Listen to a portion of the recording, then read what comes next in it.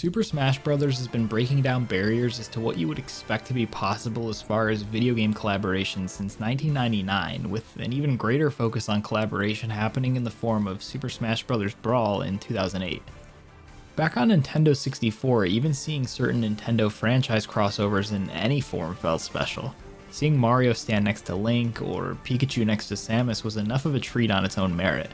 The Nintendo roster grew even larger with Super Smash Bros. Melee, going from a base 12 characters to over double that at 26, bringing in more additions from Pokémon, The Legend of Zelda, and then the new addition of the Ice Climbers, Mr. Game & Watch, and of course Marth and Roy from Fire Emblem.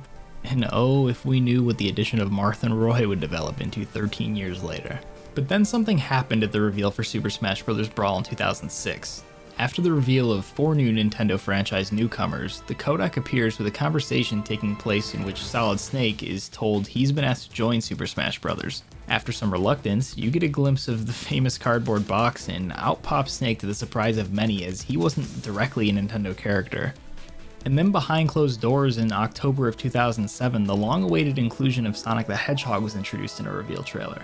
This info was kindly sent over to US forums from Smash's Japanese audience, and after the utter disbelief that it had finally happened, larger news outlets picked up the info and reported on it. This would begin the entire culture behind Smash reveals, and what would become an overwhelming excitement anytime a new addition was on the horizon. And thus begins the first of what would become many characters' inclusion to Smash that are not directly involved in the Nintendo IP ecosystem. Moving into the announcement of Super Smash Bros. For Wii U and 3DS is when this cultural change would begin to evolve into what would become its final form. On the road to launch, many characters would be revealed during Smash Directs, Smash Invitationals, and random trailer drops. They were always fun trailers to look forward to because they typically try to keep you guessing on who's next until the moment they're on screen. This is what keeps people excited for new reveals. Smash trailers have an expectation attached to them. Pac-Man and Mega Man were the main characters outside of Nintendo revealed until after launch, and then of course the infamous reveal of the Mii Fighter involving Reggie Fils-Aimé and the late Satoru Iwata that speaks for itself. What a fun time in Nintendo history. Following all the new additions from the Nintendo universe, post-launch DLC for Smash Bros. Wii U included Ryu from Street Fighter, who was a character most suspected of coming once other games were on the table, and Bayonetta, who was starting to become known as a character associated more with Nintendo than other platforms. But then in 2015, the first truly unexpected addition to the roster was announced: Cloud Strife, a Square Enix collaboration nobody could have seen coming. Cloud Strife is a massive character, arguably one of the most recognizable names in video games. It was such a wild card addition because all the other non-Nintendo editions at least had some form of heritage on a Nintendo console in the past, and while Final Fantasy had plenty of history on Nintendo consoles, Cloud Strife and Final Fantasy VII did not. This opened the floodgates. Now anything seemed possible as far as new fighters could go. If Cloud is here, anybody can be. This Square Enix collaboration is important now in 2021. Whether they intended it or not, it was likely the relationship catalyst in getting not only more of Square's beloved characters into the roster, but the most sought-after Smash character of all time. The Wii U era of Nintendo is not one a lot of people look back fondly on. There was such great software on the Wii U, but it had missed the mark so much from launch on that no matter how good any of it wasn't reaching its potential audience. So upon the arrival of the Switch, it became clear a lot of these experiences would be revisited at some capacity. One of those being Super Smash Bros. Wii U. The Super Smash Bros. Ultimate Everyone Is Here trailer is one of the most memorable in gaming.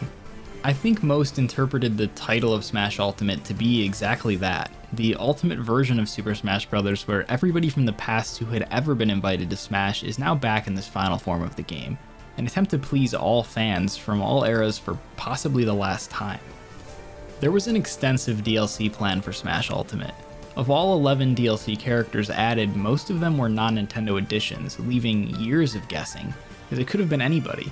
Everybody has their characters they want, everybody has a character they think has to be added for it to be complete, but we got down to the last character to possibly ever be added to a Smash Bros. Game, and after 10 other DLC characters were added to mostly praise, only one spot remained.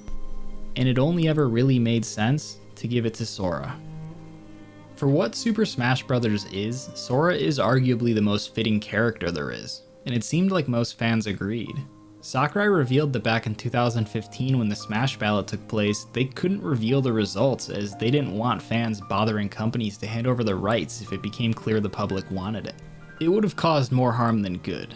But as it turns out, Sora from Kingdom Hearts was the most requested character to be added to Smash Bros. Ever, and you likely didn't need the ballot results to know that. Every single time there was an announcement pertaining to the next Smash reveal, Sora's name would trend on Twitter. And when the final Sakurai Presents Direct was announced that it would be the last, Sora trended for nearly the entire time between the announcement of the event and the event happening. But it still felt unlikely. Last year, a report went around that Nintendo had tried once to get Sora into the Smash roster and they just couldn't work it out. So coming back to the final reveal, you had every reason to believe it wasn't a possibility, which makes the final reveal for a Smash character that much more effective. The reveal trailer for Sora is, for the sake of meaning, execution, and the circumstances surrounding it, one of the best video game trailers of all time. Sora is not only the final challenger, but also was the final challenge for Sakurai and Team Sora, which just happens to be the development team's name. They and everybody else wanted this for a long time, and they made it happen, regardless of how many legal hoops had to be jumped through.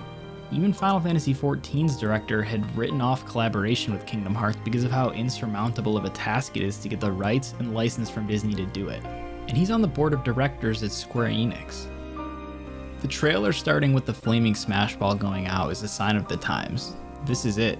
Smash Bros. Ultimate is done, and every fighter returns to their original trophy form we hadn't seen in quite some time. Their purpose served, and as that single light shows up, Mario steps off his pedestal and is able to grab it. Mario being able to wield the Keyblade wouldn't canonically make sense for Kingdom Hearts, but Kingdom Hearts was inspired by Mario 64, believe it or not. Who knows if Sora even exists without that small influence, so Mario being able to hold a Keyblade feels meaningful. Sakurai has always been attentive to the little things. I have no doubt in my mind this was a part of the conversation. Sora shows up invitationless, and the light brought in as a result ends the petrification of all your favorite Smash characters from 1999 to 2021. Look for anyone's reaction to this. It gave people emotional reactions that don't even play Kingdom Hearts. It's telling that even those who don't quite get Kingdom Hearts understood Sora as the last fighter. It was conveyed in such a way that you just get it whether you have a history with him or not. The feeling you see people having in those reaction videos is just Kingdom Hearts. That's what draws people to it and its characters, that feeling. Sora's character is the perfect embodiment of what Smash Bros. Has been about since its inception. It's about friends, it's about making meaningful moments with them, and it's about no limitations. Everyone who's anyone ended up a playable character in Super Smash Bros. Ultimate. Sakurai and his team constantly exceeded what people believed was possible, and there's simply no better addition to this roster than the kid who from 2002 on has been traveling to different worlds containing characters from different franchises and putting smiles on faces for over 20 years. The entire trailer is consumed with darkness, and that single light bringing all those characters back to life is the exact purpose that Sora has served as a character since 2002. Who better to do it than the one who literally possesses the power of waking? Super Smash Bros. Ultimate in its final form is the best celebration of gaming there is, and Sora was the ultimate choice to complete this roster. Thanks for listening.